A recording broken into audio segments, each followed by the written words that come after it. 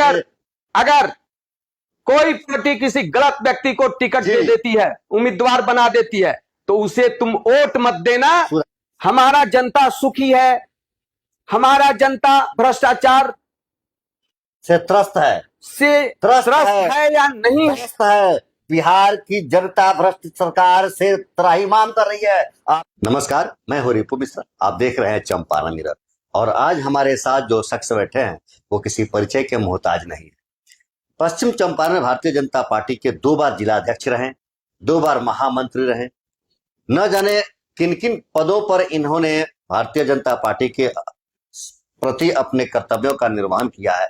जब जब चुनाव होता है तो कई राज्यों में ये प्रवासी के रूप में गए हैं और भारतीय जनता पार्टी को बड़ी मजबूती दी है इन्होंने। हम ऐसा कहें कि सींच कर पौधा बनाने का अगर कुछ काम किया है तो जरूर संजय पांडे ने किया है। और आज चंपारण मिरर पर आपका स्वागत है। चलिए, बहुत बहुत धन्यवाद। आज बात आपसे कुछ राजनीति की ही होगी, क्योंकि भारतीय जनता पार्टी के आप समर्पित सिपाही रहे हैं, आज भी हैं। आज प्रदेश संगठन में आप हैं। आपने अटल जी के युग को देखा है, मोदी जी के युग को देखा है। आप मोदी को किस रूप में देखते हैं और मोदी की क्या उपलब्धि आपके सामने है? देखिए, सबसे बड़ी बात है कि प्रधानमंत्री के रूप में मोदी जी ने जिस निष्ठा और ईमानदारी के साथ आम जनता के प्रति समर्पण के भाव के साथ उन्होंने काम किया है, यह निश्चित रूप से यह एक बहुत ही सफल प्रधानमंत्री के रूप में वो हिंदुस्तान में अब जाने जाने लगे हैं, आम जनता के आत्मा में। और एक बात मैं कहूं कि अटल बिहारी वाजपेयी जी ने भी प्रधानमंत्री के रूप में बहुत से इस देश में कल्याणकारी योजनाएं चलाई। विभिन्न योजनाएं जो हैं सामने आई, चाहे सड़क हो या फिर देश को आर्थिक रूप से समृद्ध करने की बात रही हो, परमाणु परीक्षण रहा हो, बहुत से काम उन्होंने किया। अगर लिखा जाए तो एक बड़ी कॉपी भी कम पड़ेगी, किताब बन जाएगी। और उसके बाद जब फिर भारतीय जनता पार्टी का दूसरा कार्यकर्ता नरेंद्र भाई मोदी जी के रूप में देश का कमान संभाला, तो नरेंद्र भाई मोदी जी ने तो सबसे पहले अटल बिहारी वाजपेयी जी के जो अधूरे काम थे उसको पूरा करने का काम किया। और पार्टी लाइन पर रहते हुए पार्टी का जो भी सोच है, पार्टी ने जो जो आम जनता के बीच बातें रखी थी, आश्वासन दिया था, उसको पूरा करने का काम किया।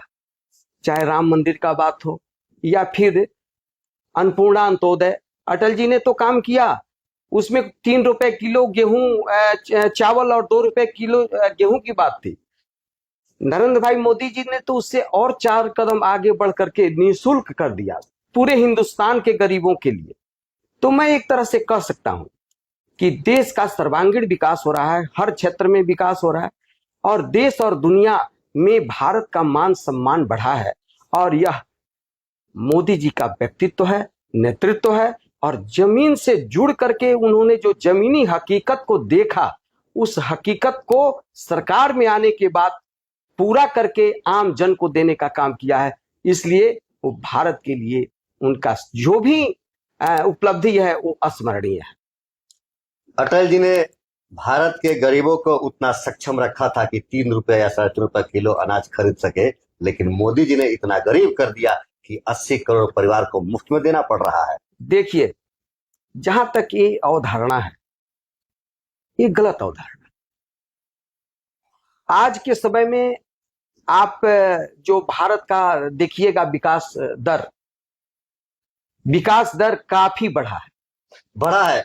कुछ लोगों का बढ़ा है। विकास दर की गणना अगर हम प्रति व्यक्ति आय से करें और प्रति व्यक्ति से करें तो वो नहीं बढ़ा है, लेकिन हाँ, कुछ खास लोगों का आय बढ़ा है जिसे आप और हम राष्ट्र की आय समझ रहे हैं। मैं इस संबंध में आपको कहना चाहता हूं कि आप जमीन पर जाएं, गरीबों के बीच जाएं, आम जनमानस के बीच जाएं, आपको स्वतः दिख जाएगा कि अब हिंदुस्तान में गरीबी नाम का कोई चीज नहीं है। सभी लोग सुखी, संपन्न और समृद्ध होते जा रहे हैं।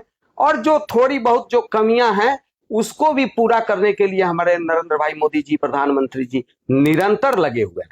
आप उठाकर देखिए, इस बिहार में लगातार उनका जो प्रवास हो रहा है, और जब जब आ रहे हैं, जब जब सभाएं कर रहे हैं, हजारों हजार करोड़ की राशि बिहार की जनता को वो दे रहे हैं। और जिस तरह से विकास बिहार में हो रहा है, शायद भूतो न भविष्यति, नहीं कभी पीछे हुआ है और आगे तो किसी ने देखा नहीं। बिहार में जितनी योजनाएं केंद्र के तरफ से मिलती हैं, वो योजनाएं धरातल पर बड़ी कम दिखती हैं। जैसे बजट में आया था मखाना बोर्ड, उस मखाना बोर्ड से कितने लोगों को लाभ मिला, कितने किसान उससे प्रभावित हुए, इसका कोई आंकड़ा नहीं मिलता है। कोई सिर्फ हमें इतना बताया जाता है कि ये बजट दिया गया, लेकिन उस बजट का खर्चा कहाँ हुआ और उससे किन लोगों को फायदा हुआ, इसका कोई आंकड़ा नहीं मिलता है। देखिए, जहां तक मखाना बोर्ड का बात है, उसका जो गठन हुआ, उस मखाना बोर्ड का गठन हुए बहुत ज्यादा दिन नहीं हुआ और यह धरातल पर धीरे धीरे पहुंचेगा। अब हम लोग ये कहें कि आज कोई बच्चा जन्म लेता है और तुरंत तो प्रौढ़ हो जाए, तो ये तो संभव नहीं है। धीरे धीरे देखने को मिलेगा कि मखाना बोर्ड और मोदी जी का जो निर्णय है, बिहार सरकार के नीतीश जी का जो निर्णय है, वो किस तरह से धरातल पर उन क्षेत्रों में पहुंचता है, स्वतः सामने आएगी। बिहार के विकास के क्रम में कुछ लोगों का यह मानना है कि नीतीश कुमार जब 2005 में जब अटल जी के समय में नीतीश कुमार बिहार के मुख्यमंत्री बने, तो उस समय उन्होंने बिहार की गति को बहुत तेज बढ़ाया। और जब से उसके बाद से नरेंद्र मोदी के साथ जब इस गठबंधन में वो आ गए एनडीए में, तब से बिहार की गति धीमी पड़ गई है, विकास की दर रुक गई है। मैं एक बात आपको बताना चाहता हूं कि नरेंद्र भाई मोदी जी बिहार के प्रति काफी समर्पित है और नीतीश जी से जो गठबंधन रहा, अटल बिहारी वाजपेयी जी के समय में जो पहले से जो गठबंधन चलता आ रहा है, उसको अनवरत इस संबंध को कायम रखने का काम हमारे माननीय प्रधानमंत्री नरेंद्र भाई मोदी जी ने किया। विगत दिनों आपने देखा है कि विधानसभा में उनकी सदस्य संख्या भाजपा के तुलना में काफी कम थी, लेकिन उसके बाद भी हमारे माननीय प्रधानमंत्री जी ने संबंध कैसे प्रगाढ़ रहे। और नीतीश जी तो एक ईमानदार व्यक्ति हैं, दोनों मिलकर कैसे सरकार अच्छे से चलाएं, इसके लिए उन्होंने पूरी उनको हर तरह से मदद करने का काम किया। और कम संख्या बल रहने के बाद भी उन्होंने इनको मुख्यमंत्री के रूप में पहले ही घोषणा कर दी कि आने वाले दिनों में नीतीश कुमार ही, चाहे जो भी स्थिति रहे, नीतीश कुमार ही मुख्यमंत्री होंगे। अब सरकार चल रही है, घोषणा नहीं हुई है, सरकार चल रही है, नीतीश जी काम कर रहे हैं, कमान जमीन पर काम हो रहा है। और इतना मैं कह सकता हूं, पूरी बिहार की जनता कहती है कि नरेंद्र भाई मोदी जी ने जिस सोच के साथ उनको मुख्यमंत्री के रूप में घोषणा की थी, नीतीश कुमार जी बिहार के एक ईमानदार मुख्यमंत्री हैं। उन पर किसी तरह का कोई, उनके ईमानदारी पर इस कलयुग में भी कोई उंगली नहीं उठा सकता। इस बात से मैं सहमत हूं। नीतीश कुमार निश्चित ही ईमानदार व्यक्ति हैं, लेकिन भारतीय जनता पार्टी के कुछ लोग उनको कहते हैं मानसिक रोगी है, कुछ लोग कहते हैं कि शारीरिक रूप से अस्वस्थ है। देखिए, कहीं से भी शारीरिक रूप से अस्वस्थ नहीं है, मानसिक रूप से भी अस्वस्थ नहीं है, चौधरी नहीं कहते हैं, लेकिन उम्र हर आदमी का बढ़ता है जी।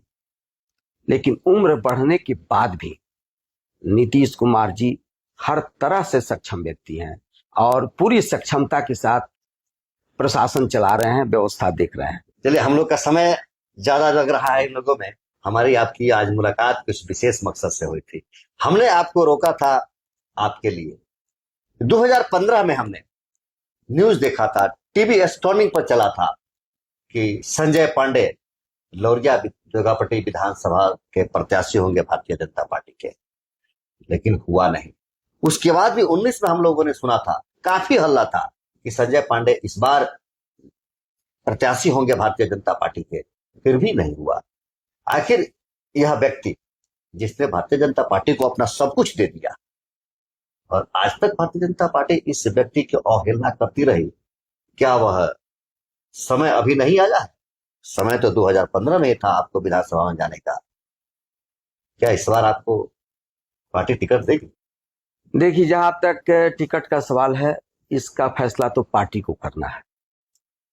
मैं मानता हूं कि 2015 में पार्टी हमको उम्मीदवार बनाने के लिए मन बनाया था। एक ऐसे गठबंधन का समय आया, एक ऐसी बातें आई कि लौरिया विधानसभा सीट भारतीय जनता पार्टी के कोटा में रहने के बाद भी, अब बहुत कुछ नहीं कर सकता, कोटा में रहने के बाद भी एक दूसरे दल से ला करके किसी व्यक्ति को उम्मीदवार बनाया गया, जो विभिन्न दलों से घूम करके भ्रमण करके आया था। उसको एकाएक, जो भाजपा का सदस्य भी नहीं था, उसको पार्टी ने उम्मीदवार बना दिया। तो क्या पार्टी यहाँ पर बेईमानी नहीं करती है? तो मैं अपने जमीनी कार्यकर्ताओं के साथ पार्टी बेईमानी नहीं करती है यहाँ पर? तो मैं ये कहना चाहता हूं कि गठबंधन की कोई मजबूरी रही होगी, जिस मजबूरी के कारण पार्टी ने मुझे उम्मीदवार नहीं बनाया। और मैं तो भारतीय जनता पार्टी का एक समर्पित कार्यकर्ता हूं। मैं 1991 से भारतीय जनता पार्टी के लिए काम करता हूं। जिस समय संजय जायसवाल भारतीय जनता पार्टी का अध्यक्ष थे, उस समय भी आप भारतीय जनता पार्टी में जिला में कुछ थे?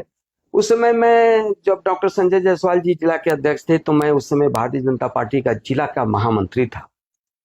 और मैं 1991 से आज मेरा 34 साल का समय हुआ, मैं निरंतर भारतीय जनता पार्टी के लिए काम करते आ रहा हूं, आज भी लगा हूं। और मेरे पास कहीं कोई बिजनेस, व्यवसाय, कारोबार नहीं है। मैं केवल भारतीय जनता पार्टी को ही अपना मानता हूं। व्यवसाय, रोजगार, सब कुछ वही है। मैं केवल पार्टी के लिए समर्पण के साथ, कार्यकर्ताओं के लिए समर्पण के साथ, आम जनता के लिए समर्पण के साथ। और 12 बजे रात को भी मेरा मोबाइल ऑन रहता है, 2 बजे रात को भी ऑन रहता है।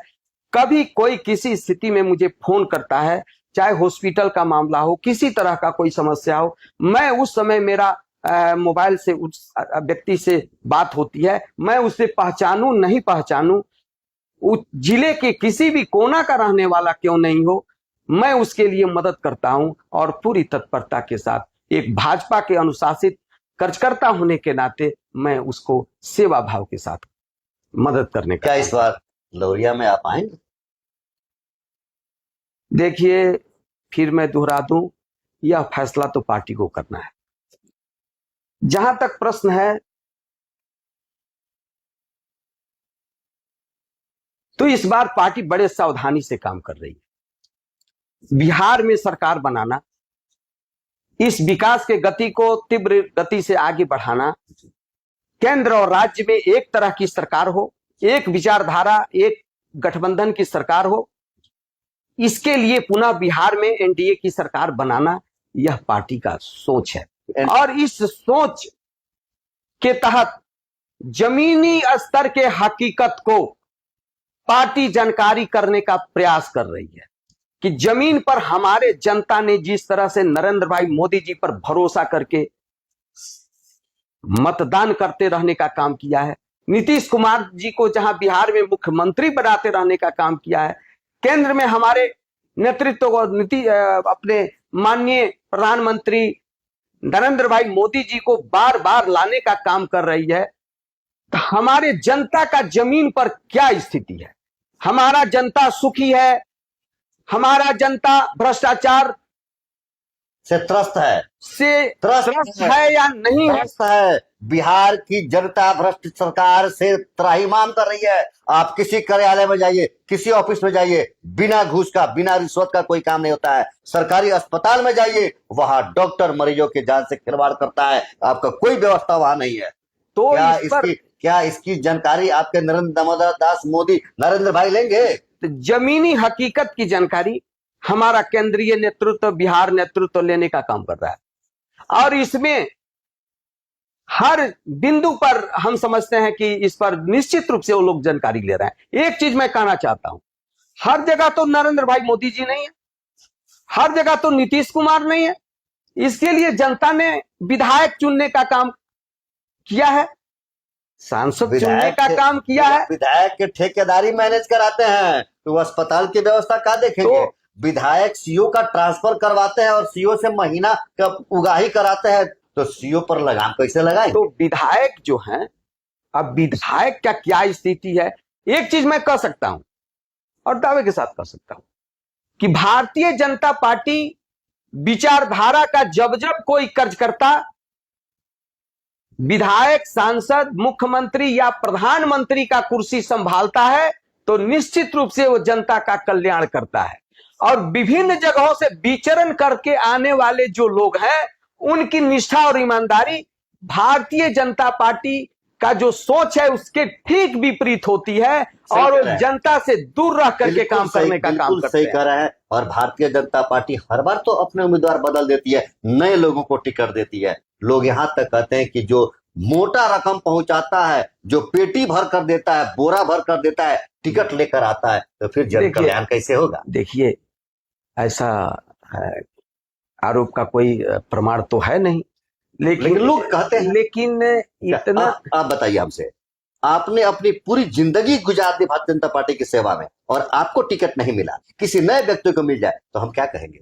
देखिए, एक कार्यकर्ता को नहीं दिया और किसी बाहरी को दे दिया, मतलब कहीं ना कहीं बोरा भर कर दिया, पेटी भर कर दिया और अचानक से उसको टिकट मिल गया। देखिए, मैं सबसे पहले भारत का नागरिक हूं, एक आम जनता हूं, उसके बाद भारतीय जनता पार्टी का कार्यकर्ता हूं। मैं पंडित दीनदयाल उपाध्याय और श्यामा प्रसाद मुखर्जी के पद चिन्हों पर चलने वाला कार्यकर्ता हूं और इसी सोच और विचार के साथ मैं 1991 में बिहार कैसे एक अच्छे व्यक्ति के, एक अच्छे पार्टी के हाथ में इसकी बागडोर जाए, इसके लिए मैंने भारतीय जनता पार्टी की सदस्यता ग्रहण की थी। और जो सरकारें थी, जो जनता विरोधी सरकार थी, भ्रष्टाचार युक्त सरकार थी, उसको हम लोगों ने हटाने का जो संकल्प लिया था, हटाकर दम लिया और जो है सो भारतीय जनता पार्टी और पंडित दीनदयाल उपाध्याय और श्यामा प्रसाद मुखर्जी के पद चिन्हों पर चलने वाली पार्टी ने एक ऐसे सरकार को लाने का काम किया जिस पर पूरा जनता का भरोसा हुआ और यह बिहार क्राइम मुक्त हुआ, ये सब हुआ। अब थोड़ी थोड़ी त्रुटियां जो आई तो मैं तो कह सकता हूं कि दीनदयाल उपाध्याय जी ने कहा था कि अगर आला कमान अगर कोई पार्टी किसी गलत व्यक्ति को टिकट दे देती है, उम्मीदवार बना देती है, तो उसे तुम वोट मत देना, सुधारने का काम जनता कर सकती है। अगर तुम एक बार ऐसा करोगे तो भविष्य में किसी के पास यह हिम्मत नहीं होगा, किसी भी पार्टी के पास हिम्मत नहीं होगा कि वह गलत व्यक्ति को टिकट दे। तो सरकार को इसको देखना चाहिए और एक आम नागरिक होने के नाते इस बात को मैं बोल रहा हूं, भारतीय जनता पार्टी के कार्यकर्ता होने के नाते नहीं बोल रहा हूं, क्योंकि मैंने पहले कहा कि मैं पहले भारत का नागरिक हूं, उसके बाद भारतीय जनता पार्टी का सदस्य हूं। मतलब आला कमान गलती कर दे तो आप जनता से अपील करेंगे कि उन गलतियों को लोग सुधार सकते हैं? मैं जनता से अपील करूं या नहीं करूं, लेकिन केंद्रीय और प्रदेश नेतृत्व से जरूर पहले आग्रह करूंगा कि भैया आप तहकीकात करें, उसके बाद ही निर्णय लें। और एक चीज, मैं आपने कहा कि आपको टिकट नहीं मिला, एक मुझ में भी खामी है, मैं बता दूं आपको। बता दीजिए। बोलना चाहिए। 2020 में जब मेरी टिकट की बात आई,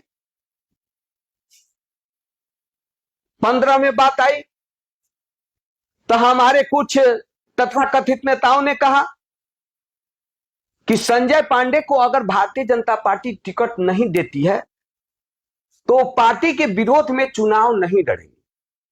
वो समर्पित कार्यकर्ता हैं, लेकिन अमुक व्यक्ति को अगर टिकट नहीं दिया गया तो भाजपा के विरोध में वो निर्दलीय चुनाव लड़ जाएगा और पार्टी उस सीट को गंवा देगी।